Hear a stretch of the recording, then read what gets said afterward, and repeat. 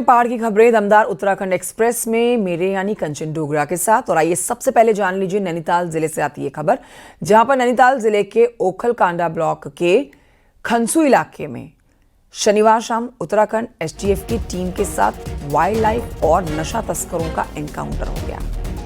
बताया जा रहा है कि एसटीएफ की टीम इस इलाके में एक सूचना के आधार पर दबिश देने गई। बताया जा रहा है कि एसटीएफ को खबर लगी थी कि इलाके में कुछ लोग वन्य जीवों का शिकार करके उनके अंगों की तस्करी कर रहे हैं, साथ ही यही लोग नशे के कारोबार में भी शामिल हैं। तभी अचानक से कुछ लोगों ने एसटीएफ की टीम के ऊपर अटैक कर दिया, जिनमें 2 लोगों की हालत गंभीर है।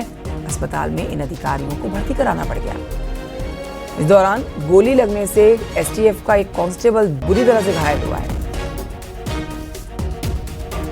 यहाँ पुलिस अब एक अलग से टीम बनाकर मामले की जांच कर रही है और पुलिस की गोली से एक स्थानीय व्यक्ति भी घायल हुआ है, जो जानकारी मिल रही है। हल्द्वानी के प्राइवेट हॉस्पिटल में दोनों को भर्ती कराया गया है। एनकाउंटर की सूचना जैसे नैनीताल जिले की पुलिस को मिली है, उसके बाद से यहां पर अपराधियों की धरपकड़ के लिए टीमों को लगा दिया गया है।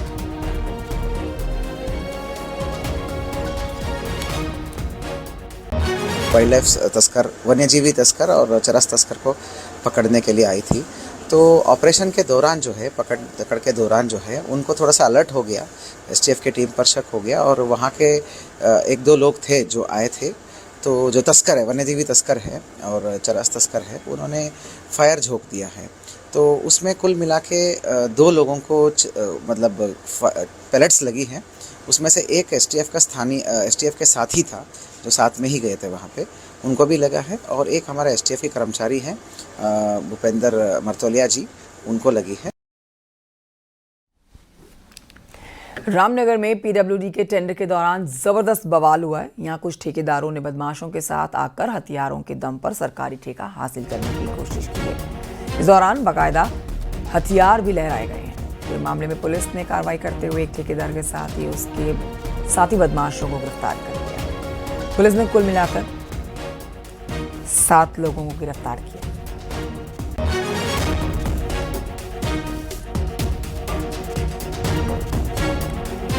पकड़े गए आरोपियों में से कुछ यूपी और पंजाब के रहने वाले हैं, जबकि ठेकेदार रामनगर के करीब बेलपड़ाव इलाके का रहने वाला है। सभी को सरकारी काम में बाधा डालने और हथियार दिखाकर टेंडर प्रक्रिया को प्रभावित करने के आरोप में गिरफ्तार किया है। बहुत क्लियर है। इन सबको हमने 7 लोगों को हमने तत्काल हिरासत में लिया और नियमानुसार हमने चालान की कार्रवाई करी। उसमें से एक व्यक्ति के पास जो है पन्नू नाम है उसका, एक व्यक्ति के पास रिवॉल्वर भी था लाइसेंसी। उस रिवॉल्वर को तत्काल हमने जब्त कर दिया है थाने में, ये सब गुंडागर्दी और लहराने के आरोप में। तो जो है हम इसको लाइसेंस निरस्तीकरण की भी कार्रवाई करेंगे। और आइए बढ़ते हैं आगे। आपको बता दें, सीएम धामी के बागेश्वर दौरे का दूसरा दिन है। आज मॉर्निंग वॉक पर निकले हुए हैं और सीएम धामी ने देखिए यहाँ पर मॉर्निंग वॉक पर निकलने के दौरान आम लोगों से मुलाकात की, उनसे उनका हाल जाना, सरकार के काम का फीडबैक लिया। तस्वीरें आप देख रहे हैं, यहाँ पर बैडमिंटन भी खिलाड़ियों के साथ खेलते हुए आपको मुख्यमंत्री धामी नजर आए।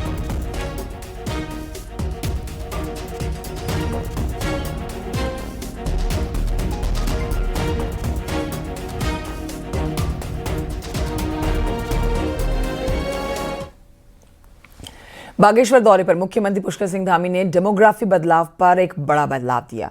बड़ा बयान उनका है जिसमें उन्होंने कहा है कि समझौता इस पर नहीं करेंगे किसी भी कीमत पर। सीएम धामी ने बताया कि चुनाव आयोग के नियमों के तहत एसआईआर की तैयारी हो रही है, ताकि मतदाता सूची से जुड़ी हुई शिकायतों का समाधान किया जा सके। उन्होंने कहा कि सरकारी भूमि से अतिक्रमण हटाना राज्य सरकार का प्रमुख अभियान है और अब तक 10,000 एकड़ भूमि मुक्त कराई जा चुकी है।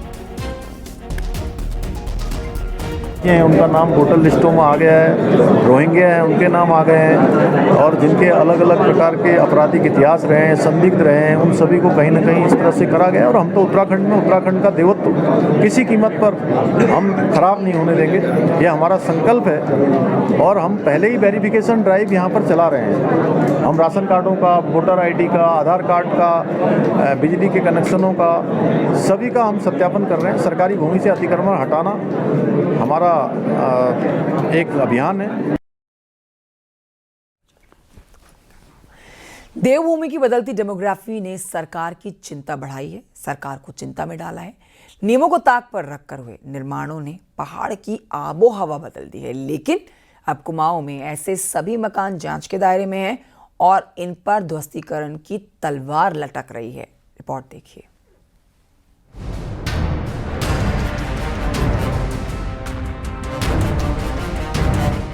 न अनुमति न नक्शे पास, फिर भी ये मकान पहाड़ों पर ऐसे खड़े कर दिए गए जैसे नियमों का कोई मतलब ही ना हो।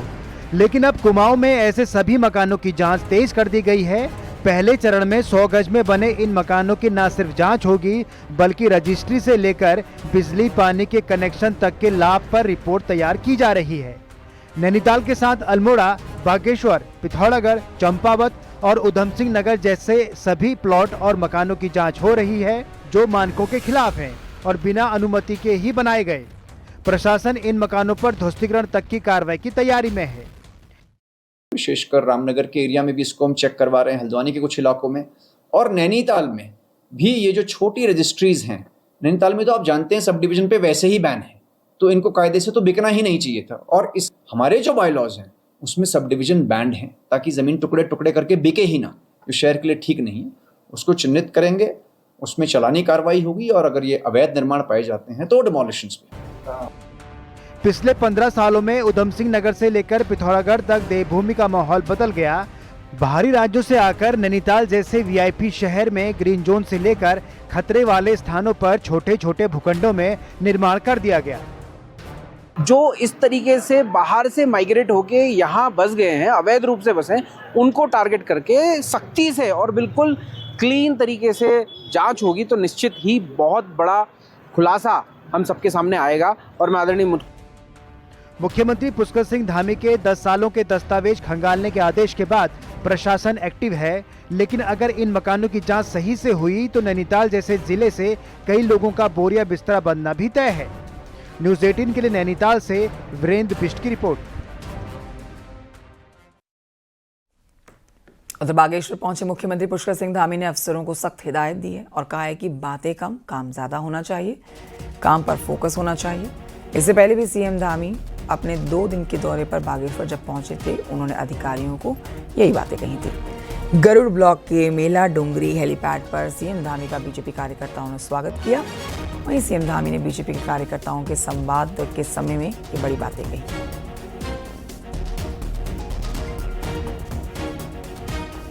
और हमारा ये है कि समस्याओं का जो समाधान है वो तेजी से हो, सरलीकरण हो, सब चीजों का सरल बनाया जाए, समाधान हो, उसका निस्तारीकरण हो, और संतुष्टि का जो मंत्र है वो ध्यान में रहना चाहिए हमारे अधिकारियों पे भी। मैं हमेशा ये कोशिश करता हूं कि बोलना कम है, काम अधिक करना है, डिलीवरी फास्ट होनी है, नो पेंडेंसी नहीं रखनी है। राज्य सरकार के स्तर पर भी हम कर रहे हैं, और हमने जो है रोजगार सृजन है, लघु उद्योग उद्यम है, इसके लिए हम विशेष रूप से ध्यान दे रहे हैं। बीजेपी के नेताओं के विवादित जो बयान है वो पार्टी की फजीहत के बाद अब एक बड़ा कदम उठाया जा रहा है। बीजेपी में नेताओं के विवादित बयानों से जो पार्टी की फजीहत होती है उसको लेकर जो बड़ा कदम उठाया जा रहा है, उस पर आपको बताएं कि पार्टी अपने विधायकों और नेताओं को ट्रेनिंग देने जा रही है कि कैसे बोलना है, कितना बोलना है, क्या बोलना है, कहाँ बोलना है। देखिए रिपोर्ट।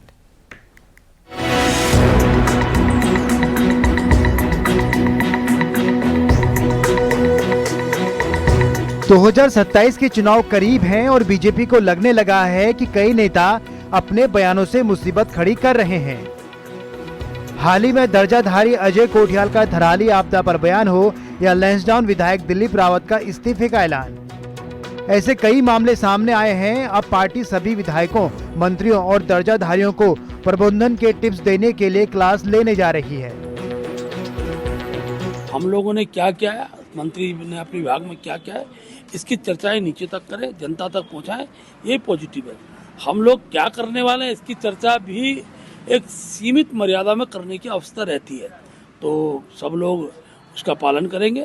और मैं कह सकता हूँ बहुत जल्दी अगर इस प्रकार की टिप्पणी किसी माध्यम से आती है तो पार्टी उसको संज्ञान में लेगी। कई नेता इस फैसले को सही मान रहे हैं। उनका कहना है कि चुनाव से पहले सभी को साफ संदेश मिलेगा और बेवजह की एनर्जी विवादों को संभालने में नहीं लगेगी। अगर कहीं कोई चीज गलत लाइन पर चली जाती है तो उसको संभालने का सब प्रयास करते हैं, संभल भी जाता है कई बार, लेकिन उसमें अनावश्यक एनर्जी खर्च हो जाती है। अब हम उस एनर्जी को सही डायरेक्शन में अगर लगाएं तो हमको उससे ज़्यादा लाभ मिलेगा। चीज़ों को खराब होने से ठीक करने में लगाएंगे तो उसका सीमित लाभ मिलेगा। तो ये बात सही है, इसमें कई बार इसका ध्यान देने की आवश्यकता है। हम ठीक बात करें, ठीक डायरेक्शन में बात करें। हम पॉलिटिकल पार्टी है। बीजेपी में पहले भी कई नेताओं के बयान विवादों में रहे हैं, चाहे विधायक प्रेमचंद अग्रवाल हो या पूर्व सीएम तीरथ सिंह रावत। इसीलिए पार्टी अब 2027 से पहले अपने नेताओं को साफ दिशा देने की तैयारी में है। देहरादून से न्यूज 18 के लिए भारती सकलानी की रिपोर्ट।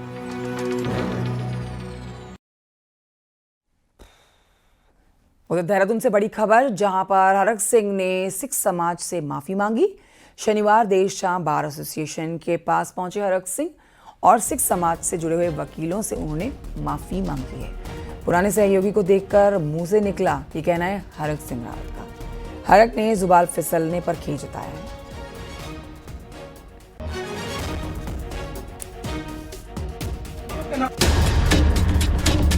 जिंदाबाद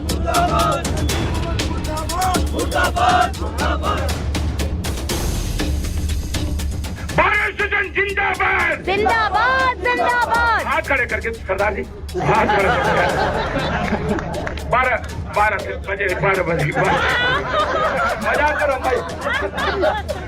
सॉरी, अरे यार आपकी तरफ प्रेम है हमारा। अच्छा चलो सॉरी, मैं माफी मांग रहा हूँ, मेरे मुंह से निकल गया। वो कई बार क्या होता है, जब ज्यादा लगा होता है निकल जाता है। हरक सिंह के इसी बयान ने दिसंबर के महीने में पहाड़ की सियासत को गर्म कर दिया है। बार एसोसिएशन हड़ताल का समर्थन देने पहुंचे हरक सिंह रावत ने मौके पर ही माफी मांग ली, मगर पानी सिर के ऊपर पहुंच गया था।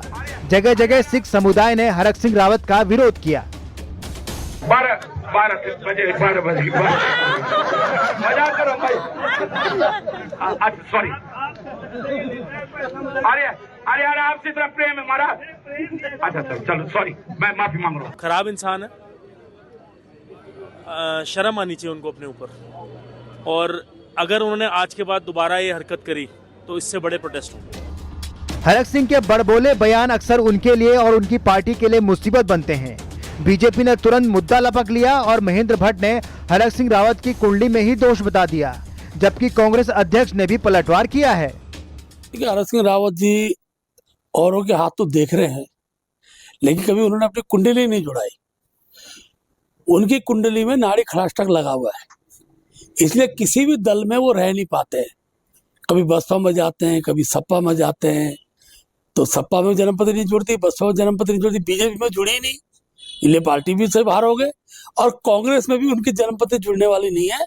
महेंद्र भट्ट जी, तो उनको मैं क्या बोलूँ, अब बतेरे लोग उनकी नाड़ी का भी ज्ञान रखते होंगे कि वो कौन सी नाड़ी के हैं। तो चलिए, वो तो ठीक है, उनका जो कहना है, उन्होंने ये चीज़ मुझे लगता है कि एक हल्के अंदाज में और मजाकिया अंदाज में कही है, सांकेतिक रूप से निशाना किया है, पर राजनीति में उनकी नाड़ी के भी जानकार बहुत से लोग हैं।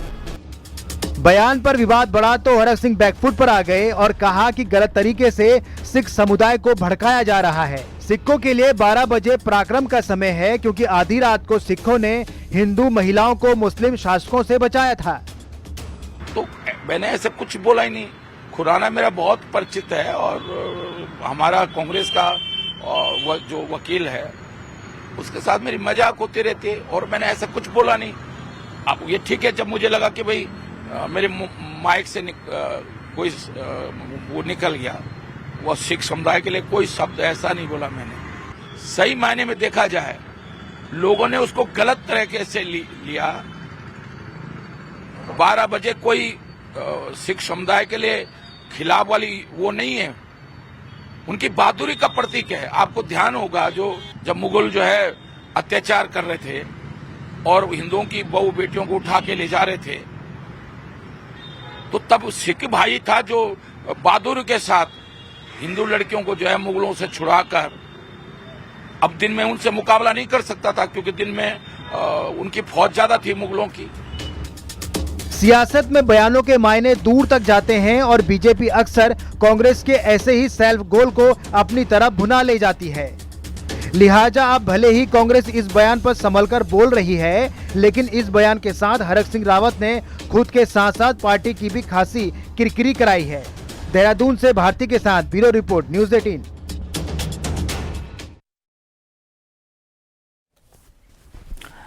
और ये बढ़ते हैं आगे, आपको बताते हैं राजस्थान कांग्रेस के प्रभारी सुखजिंदर सिंह रंधावा ने उत्तराखंड कांग्रेस के इलेक्शन मैनेजमेंट कमेटी के चेयरपर्सन हरक सिंह रावत के खिलाफ कार्रवाई की मांग की है।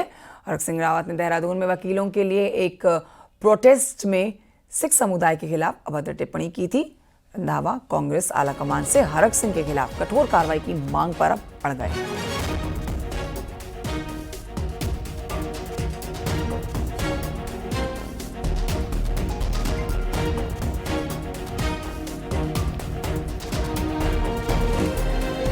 बढ़ते हैं आगे, आपको बताएं सीएम योगी आज कोटद्वार के दौरे पर रहने वाले हैं। अपनी बड़ी बहन के घर जाएंगे सीएम योगी।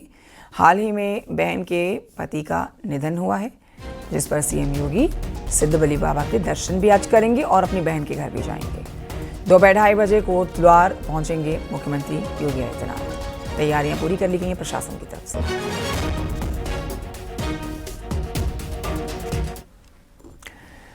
नैनीताल में सर्दियों में भी जंगल धधकने लगे हैं। नारायण नगर के पास में जंगल में भीषण आग लगी है। पहाड़ में आग विकराल रूप लेती जा रही है।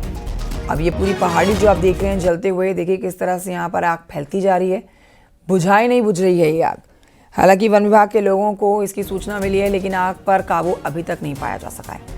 आग से कई हेक्टेयर क्षेत्र के जो जंगल हैं वो जल चुके हैं। वन्य जीवों के लिए भी ये खतरा बना है। आप तस्वीरें देख सकते हैं आपके टेलीविजन स्क्रीन पर, कितनी डरावनी और ये भयानक तस्वीरें आप कह सकते हैं, जिसमें आग की लपटों से पहाड़ जल रहे हैं।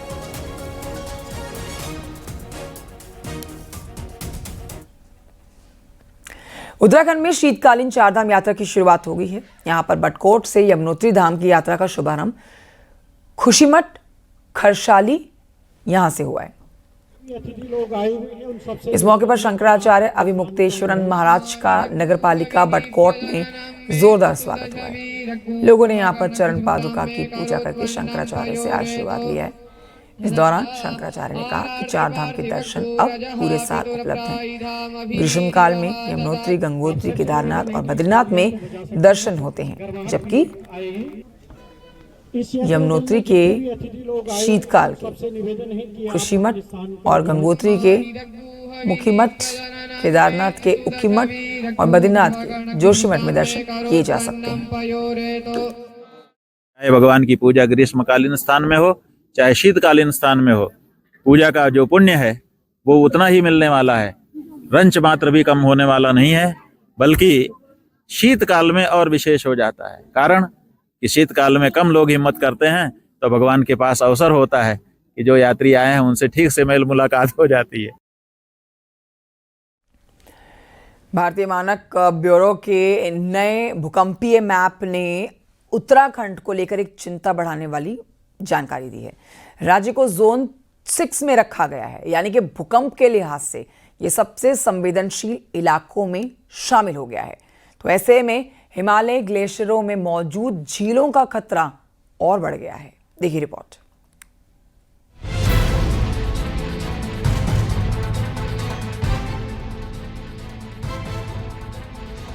National disaster management authority Himalaya region में मौजूद ग्लेशियर झीलों का अध्ययन कर रही है। इन झीलों को 3 कैटेगरी में बांटा गया है। उत्तराखंड में ऐसी 13 संवेदनशील ग्लेशियर झीलें हैं जो कभी भी खतरे का सबब बन सकती हैं। इसमें कोई शक की बात नहीं है कि झीलों की संख्या बढ़ गई है, इसमें कोई शक की बात नहीं है। अब वो उनकी टूटने की संभावना को ये कहना है कि साहब अगले साल टूट जाएगी या टाइम लगेगा, उसको कहना थोड़ा मुश्किल है जब तक कि उसको डिटेल सर्वे ना किए जाएं, जब तक कि उनके डिटेल रीज़न हमें पता न लग पाएँ। तो ये एकदम कहना है, मतलब हम लोग नहीं चाहते कि इससे कोई बिना मतलब में कोई लोगों में नेस्ली की भगदड़ या मतलब डर पैदा हो, तो वो तो नहीं होना चाहिए। इनमें से 5 जिले अति संवेदनशील हैं जिन पर खास निगरानी की जरूरत है। पिछले साल इन झीलों की जानकारी मिली थी, लेकिन सिर्फ वसुधारा झील का ही स्थलीय निरीक्षण हो सका। अब BIS का नया मैप जारी होने के बाद पुष्कर सिंह धामी सरकार इन झीलों का सर्वे फिर से करवाने जा रही है। इस काम में वाडिया इंस्टीट्यूट और दिल्ली यूनिवर्सिटी की टीम शामिल होंगी। लेकिन क्या होता है कि अगर लेक में पानी जमा हो रहा है, इसका मतलब वो ब्रीज नहीं हो पा रही और आउटलेट इसका फुल नहीं हो पा रहा है। जो आउटलेट होता है, इनलेट ज़्यादा है और आउटलेट कम है, तो उससे भी डेंजर सिचुएशन तो हो सकती है, बन सकती है मतलब, लेकिन 100% नहीं बोल सकता हूँ मैं कि कौन सी लेक कहाँ पे सिचुएटेड है। वैज्ञानिकों का मानना है कि पिछले कुछ सालों में इन झीलों का दायरा बढ़ा है। भले ही खतरा ना हो, लेकिन आने वाले समय में ये बड़ी तबाही का कारण बन सकती हैं। उत्तराखंड का जोन 6 में आना भूकंप के लिहाज से चिंताजनक है और अगर भूकंप के साथ ग्लेशियर झील फट गई तो तबाही का अंदाजा लगाना भी मुश्किल होगा। देहरादून से न्यूज 18 के लिए भारती सकलानी की रिपोर्ट।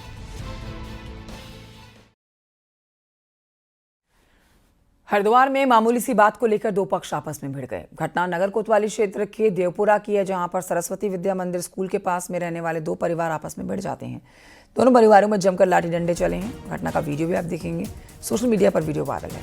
एक पक्ष दूसरे पक्ष के ऊपर वार करता है, गाली गलौज हो रहा है और देखिए डंडों से एक दूसरे के ऊपर वार किए जा रहे हैं। 3 लोग घायल हुए हैं दोनों पक्षों में। पुलिस बीच में पहुंची है, मामले को शांत कराया गया है।